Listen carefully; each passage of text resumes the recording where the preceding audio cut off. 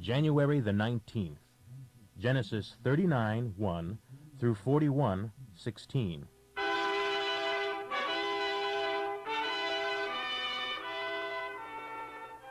When Joseph arrived in Egypt as a captive of the Ishmaelite traders, he was purchased from them by Potiphar, a member of the personal staff of Pharaoh, the king of Egypt. Now this man Potiphar was the captain of the king's bodyguard and his chief executioner. The Lord greatly blessed Joseph there in the home of his master, so that everything he did succeeded. Potiphar noticed this and realized that the Lord was with Joseph in a very special way. So Joseph naturally became quite a favorite with him. Soon he was put in charge of the administration of Potiphar's household and all of his business affairs. At once the Lord began blessing Potiphar for Joseph's sake. All his household affairs began to run smoothly. His crops flourished and his flocks multiplied. So Potiphar gave Joseph the complete administrative responsibility over everything he owned. He hadn't a worry in the world with Joseph there, except to decide what he wanted to eat. Joseph, by the way, was a very handsome young man. One day, at about this time, Potiphar's wife began making eyes at Joseph and suggested that he come and sleep with her. Joseph refused. Look, my master trusts me with everything in the entire household. He himself has no more authority here than I have. He has held back nothing from me except you, yourself, because you are his wife. How can I do such a wicked thing as this? It would be a great sin against God. But she kept on with her suggestions day after day, even though he refused to listen and kept out of her way as much as possible. Then one day, as he was in the house going about his work, as it happened, no one else was around at the time, she came and grabbed him by the sleeve, demanding, "Sleep with me." He tore himself away, but as he did, his jacket slipped off, and she was left holding it as he fled from the house. When she saw that she had his jacket and that he had fled, she began screaming. And when the other men around the place came running in to see what had happened, she was crying hysterically.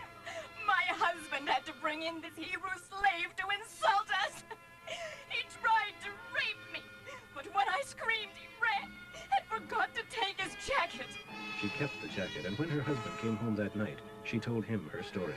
That Hebrew slave you had around here tried to rape me, and I was only saved by my screams. He fled, leaving his jacket behind. Well, when her husband heard his wife's story, he was furious. He threw Joseph into prison, where the king's prisoners were kept in chains. But the Lord was with Joseph there, too, and was kind to him by granting him favor with the chief jailer. In fact, the jailer soon handed over the entire prison administration to Joseph, so that all the other prisoners were responsible to him. The chief jailer had no more worries after that, for Joseph took care of everything, and the Lord was with him, so that everything ran smoothly and well.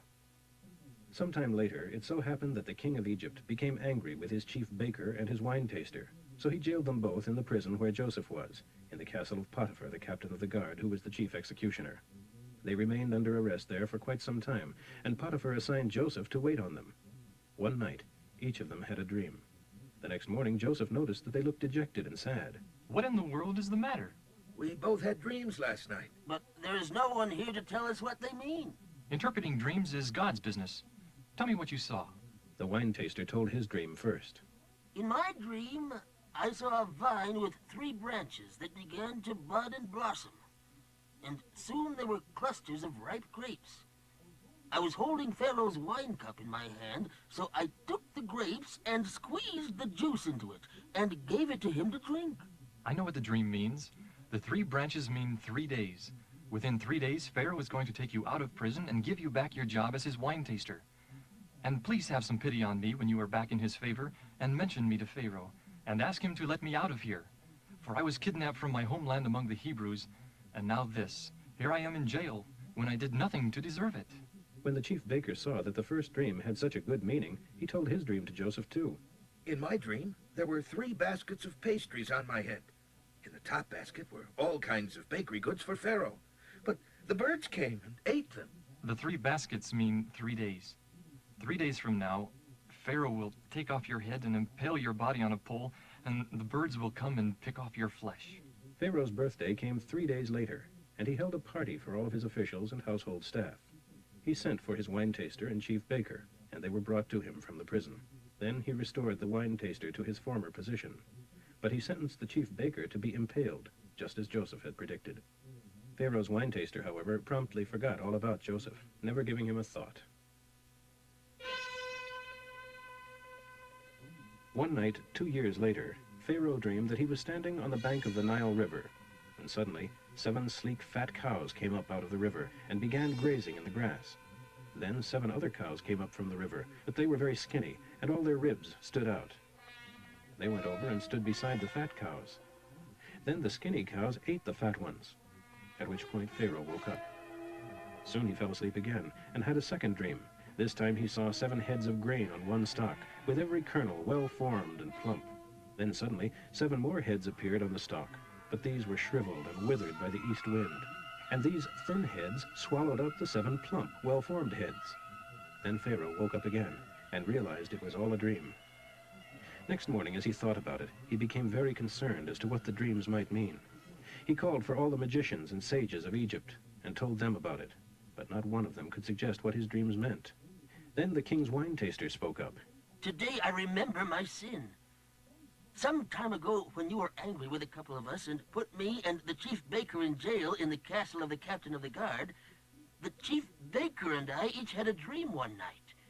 We told the dream to a young Hebrew fellow there who was a slave of the captain of the guard. And he told us what our dreams meant. And everything happened just as he said. I was restored to my position of wine taster, and the chief baker was executed and impaled on a pole. Pharaoh sent at once for Joseph. He was brought hastily from the dungeon, and after a quick shave and change of clothes, came in before Pharaoh. I had a dream last night, and none of these men can tell me what it means. But I have heard that you can interpret dreams, and that is why I have called for you. I can't do it by myself, but God will tell you what it means. Matthew 12:46 through 13:23. As Jesus was speaking in a crowded house, his mother and brothers were outside wanting to talk with him. When someone told him they were there, he remarked, "Who is my mother? Who are my brothers?" He pointed to his disciples. "Look," he said, "these are my mother and brothers." Then he added, "Anyone who obeys my Father in heaven is my brother, sister, and mother." Later that same day, Jesus left the house and went down to the shore, where an immense crowd soon gathered. He got into a boat and taught from it, while the people listened on the beach. He used many illustrations, such as this one in his sermon. A farmer was sowing grain in his fields. As he scattered the seed across the ground, some fell beside a path, and the birds came and ate it. And some fell on rocky soil where there was little depth of earth. The plants sprang up quickly enough in the shallow soil, but the hot sun soon scorched them, and they withered and died, for they had so little root. Other seeds fell among thorns, and the thorns choked out the tender blades. But some fell on good soil, and produced a crop that was 30, 60, and even 100 times as much as he had planted. If you have ears, listen. His disciples came and asked him, Why do you always use these hard-to-understand illustrations? Then he explained to them that only they were permitted to understand about the kingdom of heaven, and others were not. For to him who has will more be given, he told them, and he will have great plenty. But from him who has not, even the little he has will be taken away. That is why I use these illustrations, so people will hear and see, but not understand. This fulfills the prophecy of Isaiah. They hear but don't understand. They look but don't see. For their hearts are fat and heavy, and their ears are dull, and they have closed their eyes in sleep. So they won't see and hear and understand and turn to God again, and let me heal them. But blessed are your eyes, for they see, and your ears, for they hear. Many a prophet and godly man has longed to see what you have seen, and hear what you have heard, but couldn't. Now here is the explanation of the story I told about the farmer planting grain. The hard path where some of the seeds fell represents the heart of a person who hears the good news about the kingdom and doesn't understand it. Then Satan comes and snatches away the seeds from his heart. The shallow, rocky soil represents the heart of a man who hears the message and receives it with real joy, but he doesn't have much depth in his life, and the seeds don't root very deeply. And after a while, when trouble comes or persecution begins because of his beliefs, his enthusiasm fades, and he drops out. The ground covered with thistles represents a man who hears the message, but the cares of this life and his longing for money choke out God's word, and he does less and less for God. The good ground represents the heart of a man who listens to the message and understands it, and goes out and brings 30, 60, or even 100 others into the kingdom. Psalm 17:1 through 15. I am pleading for your help, O Lord, for I have been honest and have done what is right, and you must listen to my earnest cry. Publicly acquit me, Lord, for you are always fair. You have tested me and seen that I am good. You have come even in the night and found nothing amiss, and know that I have told the truth. I have followed your commands and have not gone along with cruel and evil men. My feet have not slipped from your paths. Why am I praying like this? Because I know you will answer me, O God. Yes, listen as I pray. Show me your strong love in wonderful ways, O Savior of all those seeking your help against their foes. Protect me as you would the pupil of your eye. Hide me in the shadow of your wings as you hover over me. My enemies encircle me with murder in their eyes. They are pitiless and arrogant. Listen to their boasting. They close in upon me and are ready to throw me to the ground. They are like lions, eager to tear me apart, like young lions hiding and waiting their chance. Lord, arise and stand against them. Push them back. Come and save me from these men of the world whose only concern is earthly gain. These men whom you have filled with your treasures so that their children and grandchildren are rich and prosperous. But as for me, my contentment is not in wealth, but in seeing you and knowing all is well between us. And when I awake in heaven, I will be fully satisfied, for I will see you face to face. Proverbs for today, 3:33 through 35.